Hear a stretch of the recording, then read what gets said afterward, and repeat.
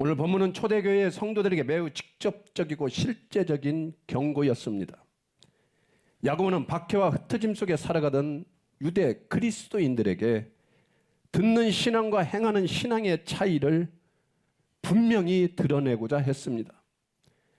그 당시 초대교회는 외적인 어려움뿐만 아니라 내적인 위기도 겪고 있었습니다. 많은 성도들이 말씀을 듣기는 했지만 그 말씀을 삶에서 실천하지 못하고 그저 그렇게 살아가고 있었기 때문입니다. 그들은 예배에는 참여했지만 일상의 자리에서는 말씀과 동떨어진 삶을 살아가고 있었습니다. 야고보는 바로 이 지점을 똑바로 짚어내며 듣는 것만으로는 충분하지 않다. 행함이 없는 신앙은 스스로를 속이는 것이라고 단호하게 선언하였습니다.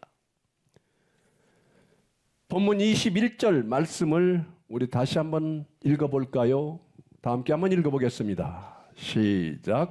너희는 말씀을 행하는 자가 되고 듣기만 하여 자신을 속이는 자가 되지 말라.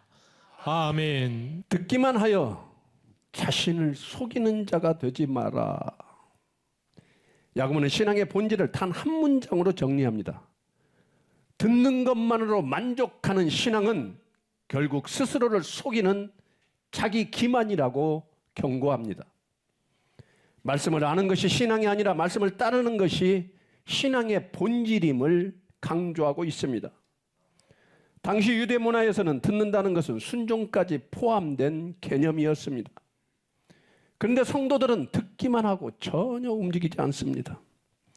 왜냐하면 나는 잘 듣고 있다는 착각 속에 빠져 엉뚱한 신앙을 가진 것처럼 보이기 때문에 그들은 전혀 움직이지 않고 있습니다. 그 다음 23, 24절 오늘 본문인데 다 함께 또 한번 읽어볼까요?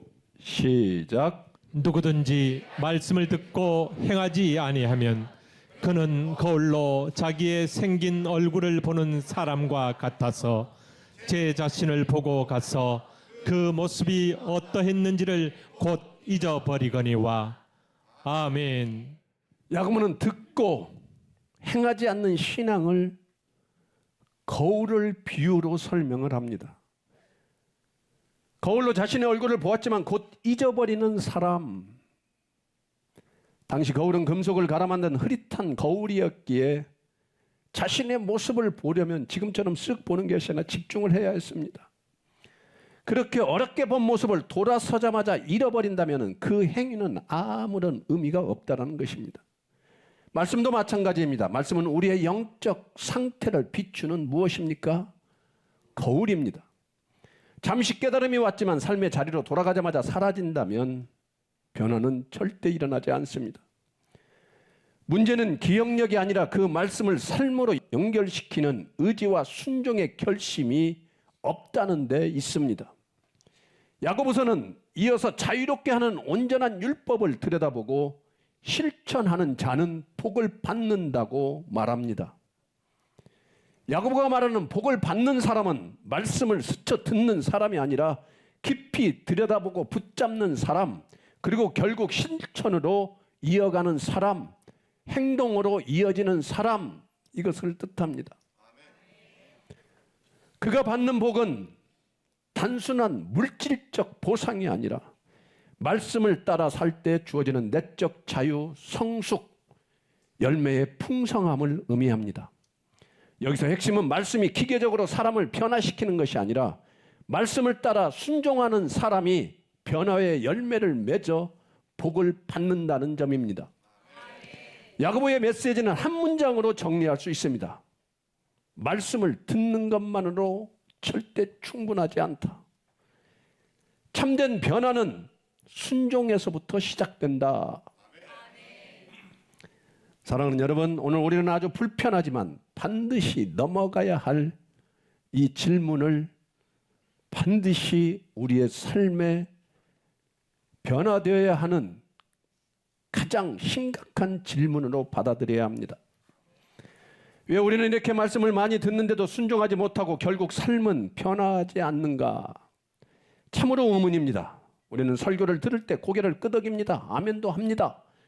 말씀의 의미도 분명히 알고 있습니다. 그러나 이상하게도 우리의 삶은 조금도 움직이지 않습니다. 말씀은 잠시 나의 뇌를, 나의 마음을 스칠 뿐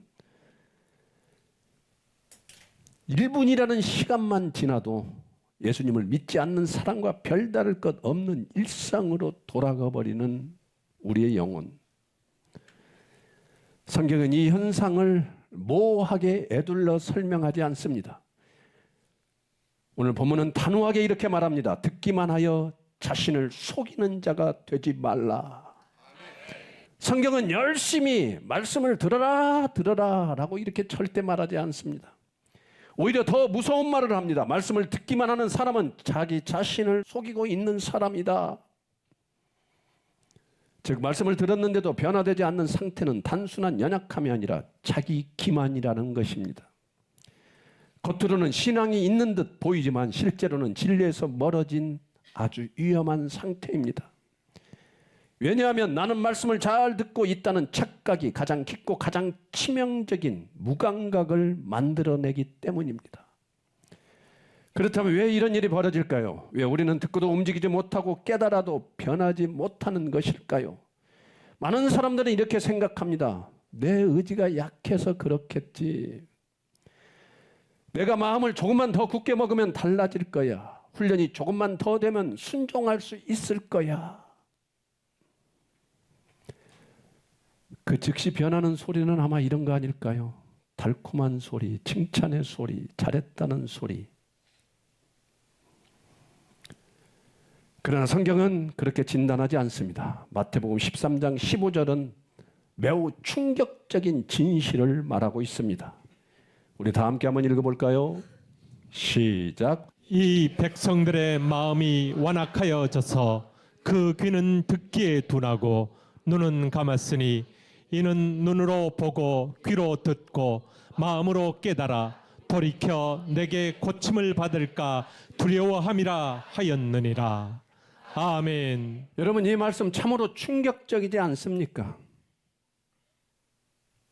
이 말씀은 사람들이 말씀에 순종하지 않는 이유가 열매로 행동으로 맺어지지 않는 이유가 자신이 부족함 때문이 아님을 분명하게 말하고 있습니다. 예수님은 사람들이 이해하지 못해서 깨닫지 못해서 변화하지 않는다고 말씀하지 않으십니다. 오히려 그 반대입니다.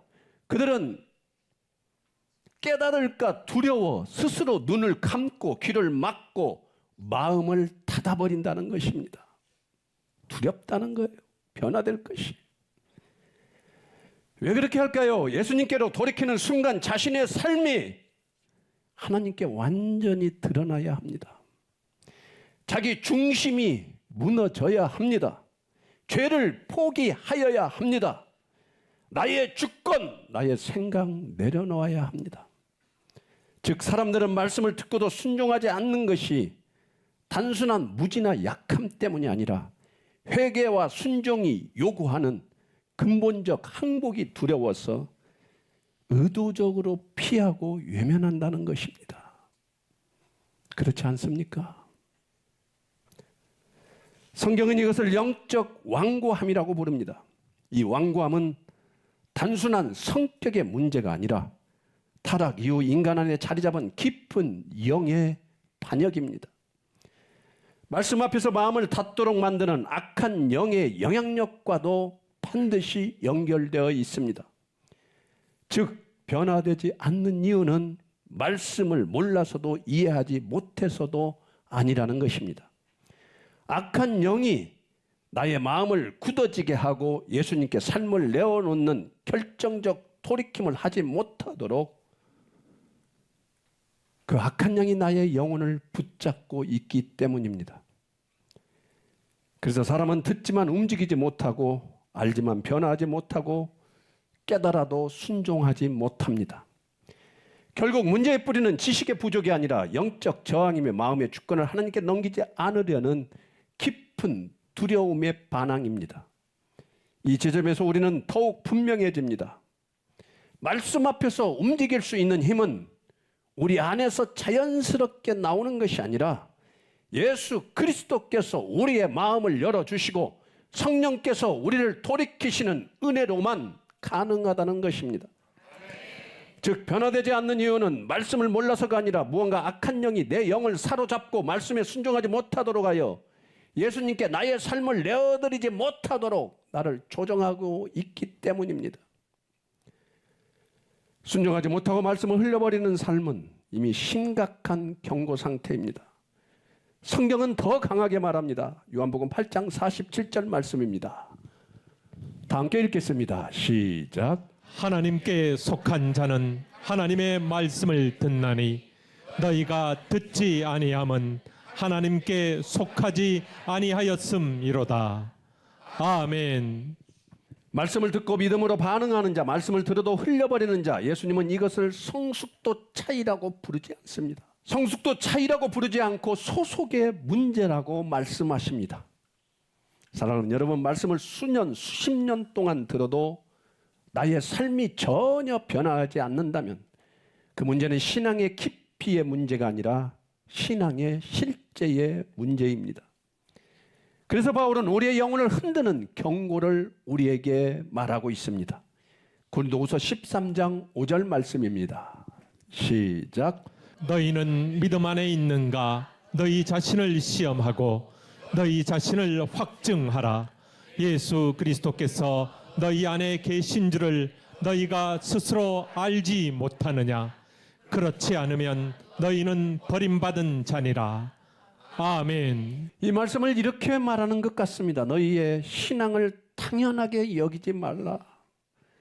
겉으로 신앙생활을 하고 있다고 해서 참된 신앙이 있다고 착각하지 말라. 너희 영혼 안에 예수님이 실제로 계시는가? 이것이 신앙의 유일한 기준이다고 말하고 있습니다. 바울은 교회 출석, 직분, 봉사, 지식, 감정적 열심 그 무엇도 구원의 증거가 될 수 없다고 말하고 있습니다. 단 하나, 예수 그리스도를 믿는 믿음 안에서 너희가 그 안에 있느냐?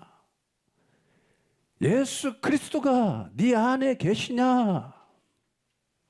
이 질문만이 우리의 영혼을 결정한다는 것입니다. 그분이 내 안에 계시는가? 이 한 가지가 천국과 지옥을 가른다는 것입니다. 변화는 시간이 지나면 생기는 선택적 옵션이 절대 아닙니다.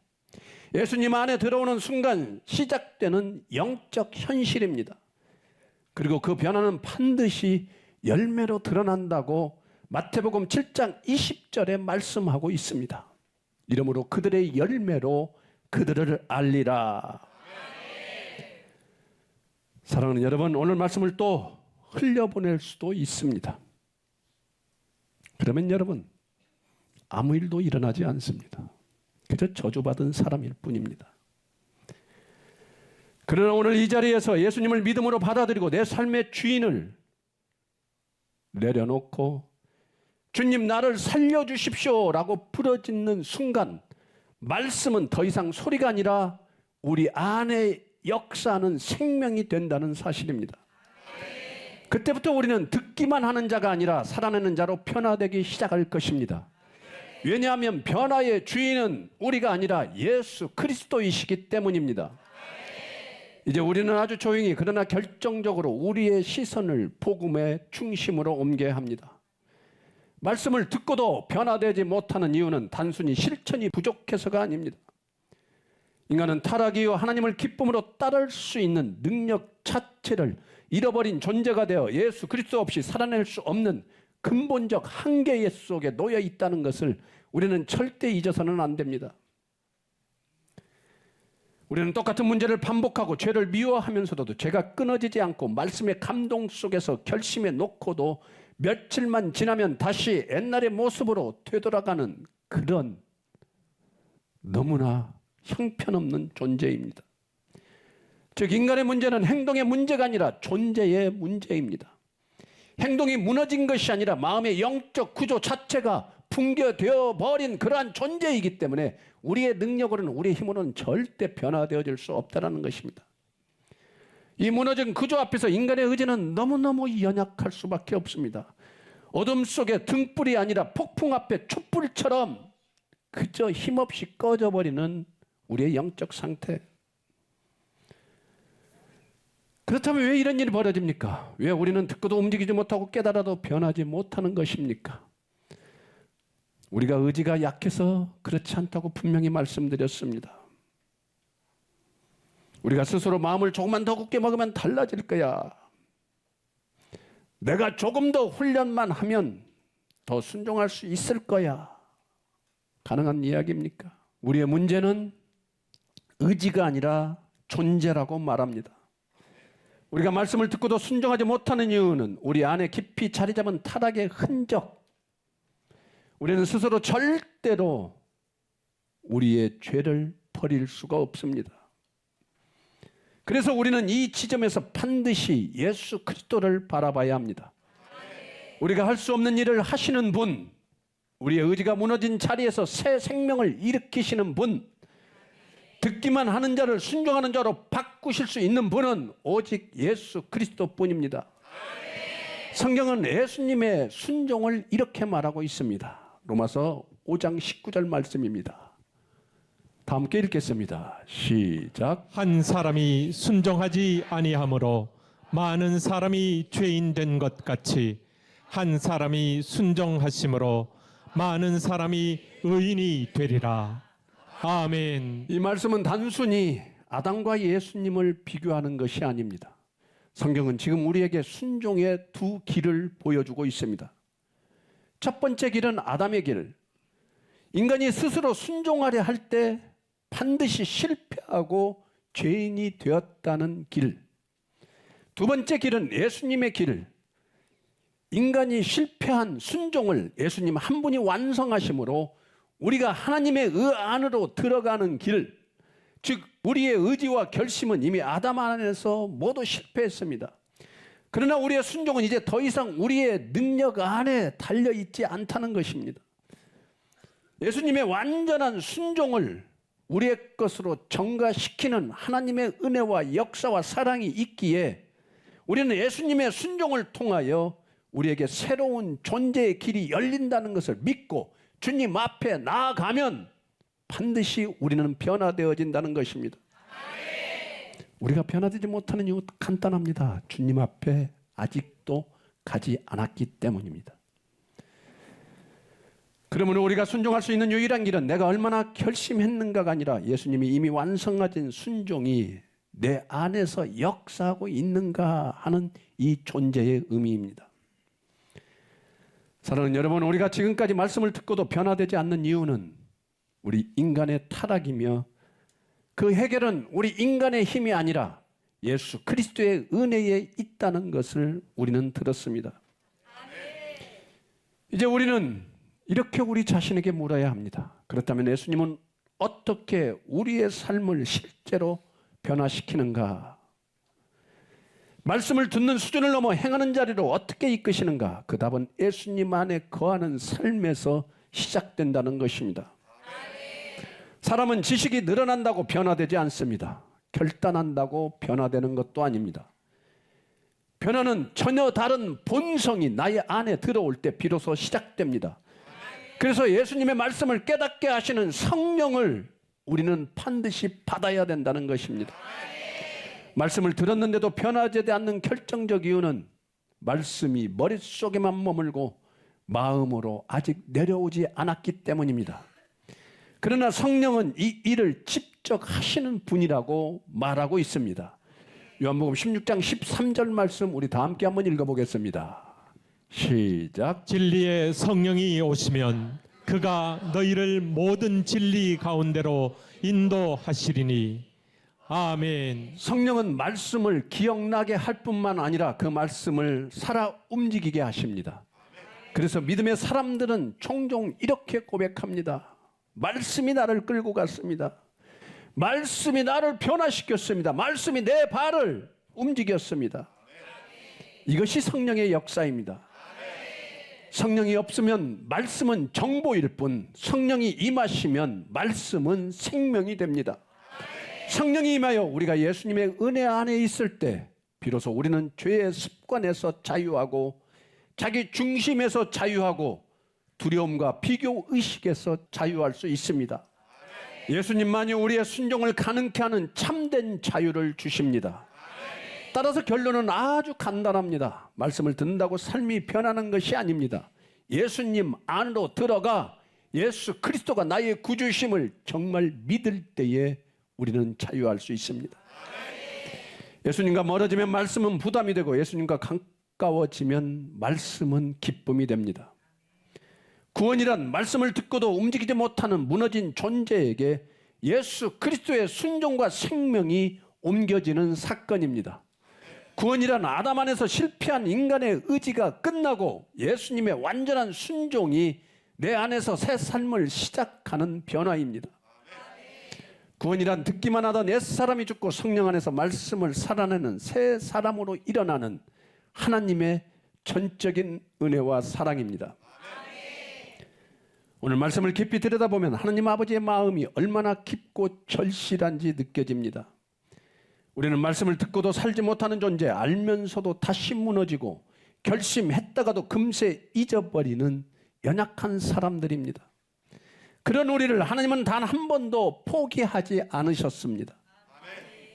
하나님은 우리가 그분께 돌아오기를 기다리시는 분이십니다. 말씀을 들은 후에도 흔들리는 우리의 모습 앞에서 왜 못하느냐라고 따지지 않으시고 내가 너를 고치겠다, 내가 너를 새롭게 하겠다라고 손을 내밀어 주십니다. 오늘 말씀 속에 들리는 하나님의 마음은 결국 이것입니다. 내게 돌아오라. 너희의 힘으로 할 수 없지만 내가 너희를 변화시키겠다. 너희를 새 사람으로 만들겠다. 하나님은 우리가 실패했기 때문에 멀어지시는 분이 절대 아닙니다. 우리가 실패했기 때문에 더 가까이 오시는 그런 사랑이 많은 분이십니다. 이것이 죄인인 우리를 향한 아버지의 구원의 마음입니다. 성도란 말씀을 많이 듣는 사람을 넘어서 말씀이 삶이 되도록 예수님 안에 머무는 사람입니다. 그래서 넘어질 때마다 다시 예수님께 돌아와 그분의 은혜로 일어나는 사람이 성도입니다. 결국 성도란 말씀을 따라 사는 사람이 아니라 예수님을 따라 말씀을 살아내는 사람입니다. 존경하고 사랑하는 여러분, 오늘 우리는 말씀을 듣기만 하고 살아내지 못하는 우리의 모습을 정면으로 마주해야 합니다. 그러나 기억하십시오. 하나님께서 오늘 이 말씀을 주신 이유가 무엇입니까? 여러분들을 혼내시는 것입니까? 여러분들을 정죄하는 것입니까?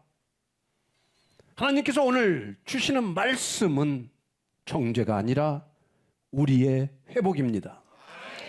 그러므로 제가 주님의 이름으로 간절히 그리고 절규하듯 선포합니다. 예수 그리스도의 이름으로 명하노니 모든 두려움과 죄책과 절망은 지금 이 시간 여러분의 영혼 가운데서 떠나갈지어다. 그리고 여러분 예수님을 믿으십시오.